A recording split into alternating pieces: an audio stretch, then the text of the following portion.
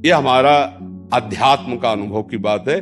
नहीं तो क्या कर दिया जाए जिससे आप बच सकते हो? सोचो, आपको क्या मिल जाए? एक ऐसा शब्द बोल दो जिससे आप निर्भय, निश्चिंत और निःशोक हो सकते हैं। एक बोलो कि ये मिल जाए तो मैं बिल्कुल निश्चिंत हो जाऊंगा और आज से कोई कामना नहीं करूंगा। बोलो, कोई एक बात बोलो। नहीं बोल सकते। आज हमारे बच्चों में बहुत जल्दी इतना सोचने की क्षमता आ गई है कि अब तो यार जीवन किस काम का। कहीं कोई ब्लैकमेल कर रहा तो जीवन, अरे हमें लड़ना है। ये जो बच्चा बोल रहा है कि हम भयभीत हो जाते हैं, हम शोकित हो जाते हैं, हम आगे, ये नकारात्मक सोच ही तो है। क्यों है? क्योंकि आधार नहीं है।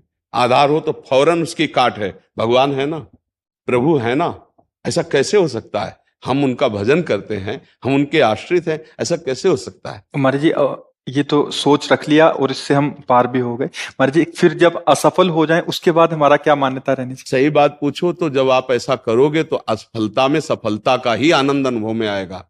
सकारात्मक सोच ही जीवन का सुख है।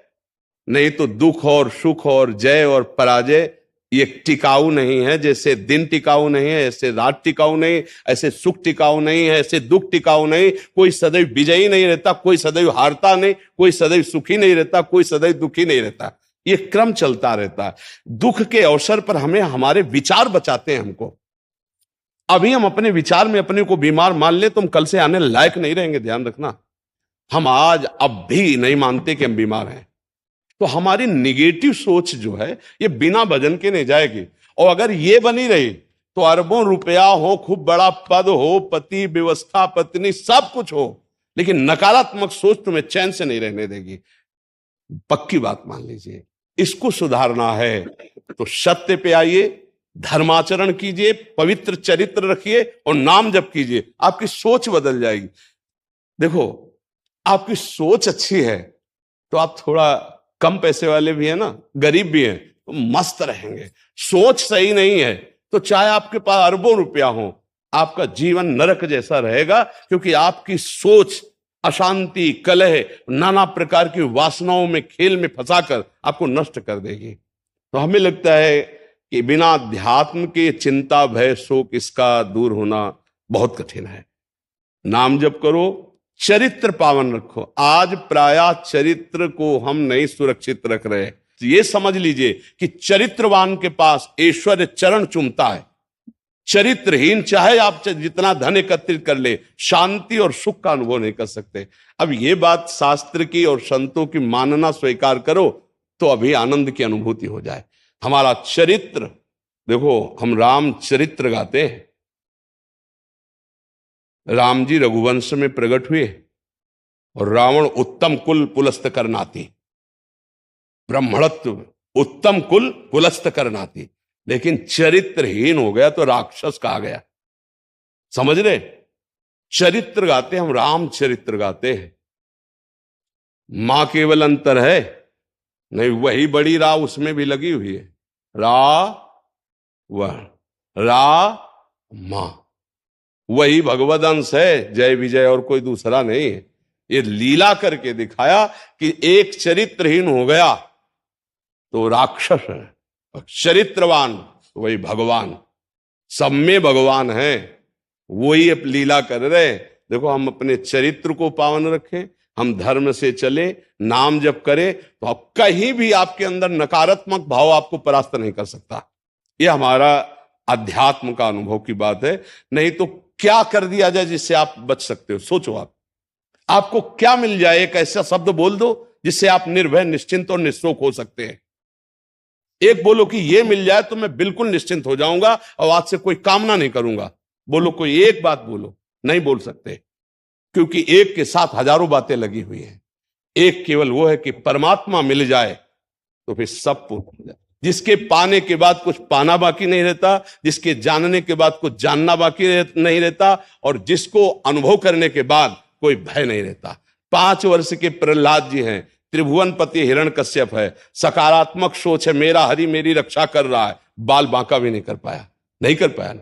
हाँ, अगर हमारी कभी पराजय होती तो उस समय भगवान इतना बल देते हैं, इतना सुख देते हैं कि वो पराजय क्षण में नष्ट हो जाती है, हमें शोक नहीं होता। देखो, बड़े बड़े भक्तों को पराजय का मुख देखना पड़ा। धर्मराज युधिष्ठिर अभिषेक हुआ, इंद्रप्रस्थ के सिंहासन पर चक्रवर्ती सम्राट पद पर बैठे, कपटियों ने कपट करके परास्त किया। 12 वर्ष का वनवास, 1 वर्ष का अज्ञातवास, परिणाम भारी कष्ट सहा। ऐसे महारथियों को छुप के रहना पड़ा, लेकिन परिणाम फाइनल पे आइए तो चक्रवर्ती सिंहासन पर महाराज युधिष्ठिर ही बैठे, उनके कुल में कोई नहीं रह गया, सब विनाश को प्राप्त हो गए। तो हमें लगता है धर्माचरण, भगवद आश्रय, पराजय कभी होती भी है तो वो विजय की ही आशा पुष्ट करती है, और भगवान इतना बल देते हैं कि पराजय उसे दुख नहीं दे पाती है। तो इसलिए हमें नाम जप करना चाहिए, भगवद आश्रित होकर के अध्यात्म को समझना चाहिए। आज हमारे नवीन बच्चे अध्यात्म को नहीं समझ रहे, तो बड़ी आचरण में बड़ी अपवित्रता आ चुकी है। आप देख लीजिए कैसे कैसे गंदे अपने जीवन को इन अवगुणों से युक्त कर लिया गया, व्यसन, व्यभिचार। अब ये अध्यात्म का ज्ञान ना होने के कारण अपना नाश कर रहा है। तो चरित्रहीनता, गुणहीनता और नकारात्मक सोचे, अगर इनको हमें ठीक करना है तो हमें बहुत सावधान रहना, हमें अपने चरित्र को बचाना है। आज हमारे बच्चों में चरित्र सुरक्षित नहीं रह पा रहा है। आज बच्चों का जीवन बड़ा संकटपूर्ण जा रहा है। बात पक्की समझना, हमको जब ऐसी बात आती है तो हम दुखी होकर के बोलने लगते हैं कि आज हमारे राष्ट्र का जो ये नवीन भविष्य है, ये संकटपूर्ण परिस्थिति में जा रहा है। गर्लफ्रेंड, ये बॉयफ्रेंड, ये व्यसन, ये इनको चैन से नहीं रहने देंगे। नवीन नवीन अवस्था के बच्चे हैं, जब गंदे आचरणों में फंस जाते हैं, अब उनको ब्लैकमेल किया जाता है। वो अपने माँ बाप से बता नहीं सकते कि दूसरे से कहने घुटते रहते हैं, और अगर ज्यादा घुटन आ गए तो अपने आप को। तो इसलिए हमें लगता है अध्यात्म को समझा जाए और नाम जप करते हुए चरित्र पावन रखा जाए। आपका इसमें कोई संशय?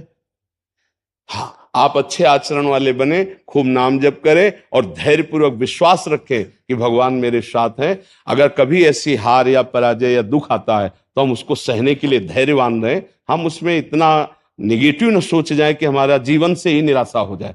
आज हमारे बच्चों में बहुत जल्दी इतना सोचने की क्षमता आ गई है कि अब तो यार जीवन किस काम का। कहीं कोई ब्लैकमेल कर रहा तो जीवन, अरे हमें लड़ना है। हम कल भी कह रहे थे कि बच्चों को चाहिए माता पिता से दोस्त जैसा व्यवहार करें, और माता पिता को चाहिए कि बच्चों से दोस्त जैसा व्यवहार करें। दोनों आमने सामने बैठकर उनके हृदय की बात को जानें और उनको दोस्त की तरह सपोर्ट करें, तो आगे बढ़ सकते हैं, वो दलदल में फंसे हुए निकल सकते हैं। नहीं तो कई ऐसे गंदे बच्चे होते हैं जो अच्छे बच्चों को अपने विषय जाल में फंसा करके उनके जीवन को बर्बाद करते हैं। बकाया नकारात्मक सोच के लिए नाम जप बहुत जरूरी है। चाहे आप स्त्री हो, चाहे पुरुष हो, चाहे गृहस्थ हो, चाहे विरक्त हो, जब तक नाम जप नहीं करोगे, आचरण पवित्र नहीं रखोगे, तो वास्तविक सुख का अनुभव नहीं होगा। नाम जप बहुत आवश्यक, इसलिए हम सबसे प्रार्थना करते हैं नाम जप करो, शराब मत पियो, मांस मत खाओ, पराई माता बहनों की तरफ गंदी दृष्टि से मत देखो, गंदे आचरण मत करो। ये मनुष्य जीवन ऐसे गंदी बातों के लिए नहीं मिला। गृहस्थी में हो तो धर्माचरण करते हुए धर्मपूर्वक विषय